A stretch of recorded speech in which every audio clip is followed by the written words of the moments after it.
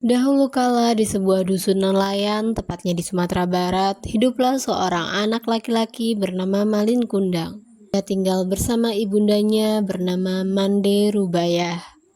Sang ayah telah lama pergi meninggalkan ibu dan anak semata wayangnya itu.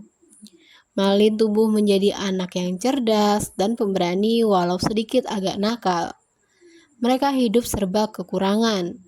Hingga suatu saat ketika Malin beranjak dewasa, ia berpikir untuk mencari peruntungan di negeri seberang.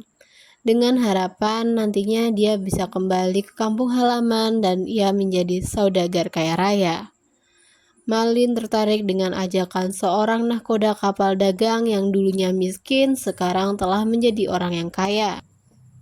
Karena tekadnya yang kuat, Malin meminta izin kepada ibundanya. Mande Rubaya sempat tidak setuju dengan keinginan anaknya, tetapi karena Malin terus mendesak, akhirnya ia pun mengizinkan. Anakku, jika engkau sudah berhasil dan menjadi orang yang berkecukupan, jangan lupa dengan ibumu dan kampung halamanmu ini, nak.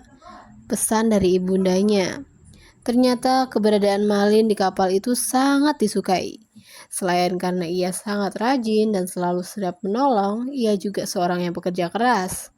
Beberapa tahun kemudian, Gini Malin telah menjadi seorang nahkoda yang menggepalai banyak kapal dagang.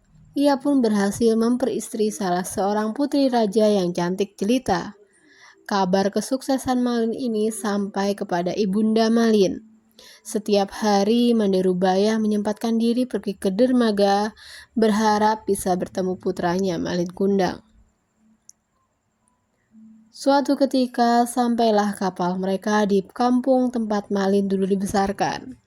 Malin Kundang pun turun dari kapalnya, kemudian disambut oleh masyarakat serta ibundanya. Malin Kundang, anakku, mengapa kau pergi begitu lama tanpa mengirimkan kabar? Katanya sambil memeluk Malin. Malin Kundang justru malah melepaskan pelukan tersebut dan mendorong ibundanya hingga terjatuh. Wanita tidak tahu diri, sembarangan saja mengaku sebagai ibuku, kata Malin kepada ibundanya. Malin berpura-pura tidak mengenal ibunya karena malu melihat ibunya yang sudah tua dan memakai baju compang-camping. Wanita itu ibumu? Tanya istri Malin. Tidak, ia hanya seorang pengemis yang pura-pura mengaku sebagai ibuku agar mendapatkan hartaku, sahut Malin. Melihat tingkah Malin yang congkak di depan istrinya, ia melihat kapal anaknya yang bertolak dari pantai sambil berdoa dalam hatinya agar Tuhan menghukumnya. Tidak lama setelah kapal itu bertolak, badai pun datang. Air laut yang bergelora menerjang dan membanting kapal besar yang sangat megah tersebut. Bangkai kapal berhamburan beserta isinya. Setelah kapal itu hancur, badai pun reda.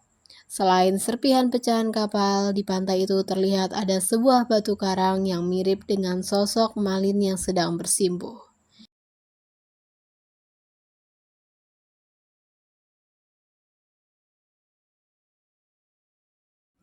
Itulah kisah Malin Kundang, si anak durhaka.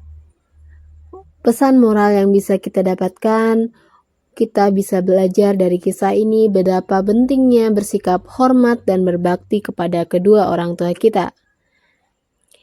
Oh ya, kalau kalian suka sama video ini, bantu like, subscribe, and comment.